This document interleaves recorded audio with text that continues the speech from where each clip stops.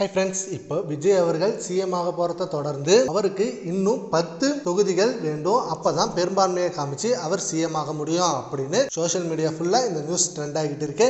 And இப்போ ரீசெண்டாக Julie வேற ஒரு வீடியோ ஒன்று போட்டு திரும்ப பிரச்சனையை கிளப்பியிருக்காங்க. இப்போ ரீசெண்டாக எலெக்ஷனுக்கு முன்னாடி வரைக்கும் ஜூலி அவர்கள் விஜயை பற்றி ஒவ்வொரு இடத்துலையும் விமர்சிக்கிறது மிகப்பெரிய ட்ரெண்டாக போயிட்டு இருந்தது. அதுக்காக விஜய் ரசிகர்கள் ஜூலி மேலே செம்ம கோபத்தில் இருந்தாங்க. அண்ட் அவங்கள பற்றி ட்ரோல் பண்ணிட்டும் நிறைய விமர்சனம் பண்ணிட்டும் இருந்தாங்க. ஆனால் அதுக்கும் ஜூலி அவர்கள் ரியாக்ஷன் கொடுத்துட்டு இருந்தாங்க.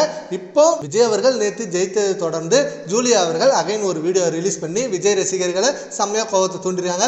நான் எங்கேயும் ஓடி ஒளிய மாட்டேன், நான் இங்கே தான் இருப்பேன், இன்னமும் நான் அதிகமாக தான் பேசுவேன், நீங்க ஜெயிச்சிட்டதுனால பெரிய ஆளு நினைக்காதீங்க, இனிமே தான் உங்களுக்கு ஆட்டமே ஆரம்பம், இனிமே நீங்க செய்ய போற தப்பு எல்லாத்தையும் நான் காமிப்பேன் தான், தற்குறிங்க மாதிரி பேசாதீங்க, நான் ஏன் ஓடி ஒளியணும், உங்க மேல எனக்கு என்ன பயம் அப்படின்னு சொல்லி திரும்ப இந்த மாதிரி விமர்சிக்கிறது அகைன் டிவிகே ரசிகர்கள் மத்தியில செம்மையான ஒரு சண்டையை தான் இழுத்துட்டு வரும் அப்படின்ற மாதிரி நியூஸ் போயிட்டு இருக்கு.